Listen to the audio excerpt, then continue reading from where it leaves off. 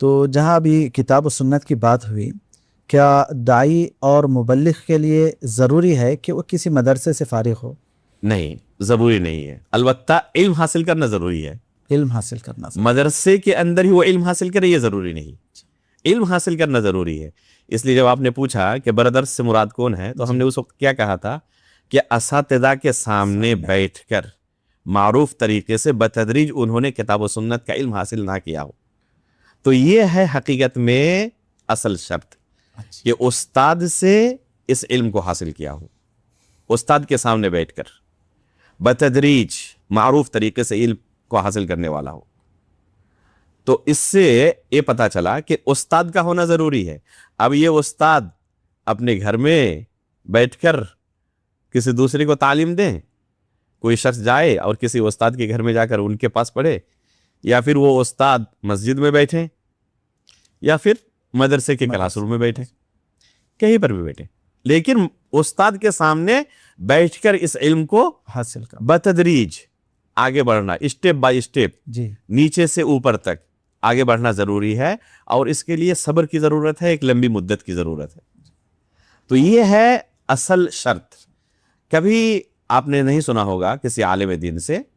جو لوگ بردرس پر تنقید کرتے ہیں، انہوں نے یہ شرط لگائی ہو کہ مدرسے کے اندر ہی پڑھنا آپ کے لیے ضروری ہے،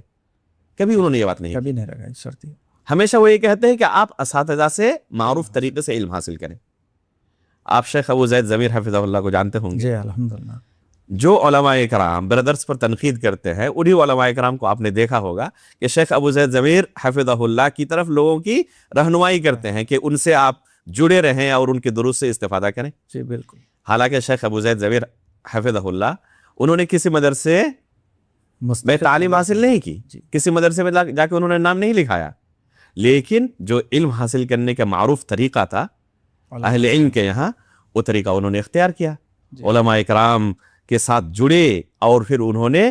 علوم اعلیٰ جو ہے، نحو ہے، صرف ہے، عربی زبان ہے، اصول فقہ ہے، جو علوم اعلیٰ ہے، ان کا علم حاصل کیا اور بتدریج آگے بڑھتے رہے، یہاں تک کہ جب ان کے پاس الحمدللہ صلاحیت آ گئی عربی زبان کو دارج سمجھنے کی، تو شیخ البانی رحمہ اللہ، جو کہ اس صدی ہجری میں دنیا کے سب سے بڑے علماء میں سے گزرے ہیں، تو شیخ نے ایک لمبی مدت تک شیخ البانی رحمہ اللہ کے جتنے کیسٹ تھے ایک طرف سے تمام کو سن ڈالا۔ وہ 400 سے زیادہ کیسٹ ہوں گے، اور ایک ایک کیسٹ گھنٹے گھنٹے کا ہے۔ تو اس طریقے سے ایک لمبی مدت تک شیخ نے محنت کی، اس کے بعد دیکھیں کہ ان کے علم کے اندر کیسی اصالت آئی ہے۔ تو اگر یہ کوئی شخص اس طرح اپنے اندر علمی اصالت پیدا کر لیتا ہے، علماء کے ساتھ بیٹھ کر ان کے سامنے بتدریج اس علم کو حاصل کر کے اپنے اندر اتنی صلاحیت پیدا کر لے کہ علماء خود گواہی دیں گے۔ اس وقت اگر علماء ان کے علم کی گواہی دے رہے ہیں اور ان کے پاس سلف صالحین کے منہج کے مطابق ٹھوس علم ہے، تو چاہے انہوں نے یہ علم مدرسے میں استاد کے سامنے بیٹھ کر حاصل کیا ہو، یا غیر مدرسے میں استاد کے گھر میں ہو، یا کسی مسجد میں ہو، یا اور کسی دوسری جگہ پر ہو، تو کوئی حرج نہیں ہے۔ تو مدرسے میں داخلہ لینا اور مدرسے کا فارغ ہونا کوئی ضروری چیز نہیں ہے، البتہ استاد کے سامنے بیٹھ کر علم حاصل کرنا یہ ضروری ہے۔ جزاکم اللہ۔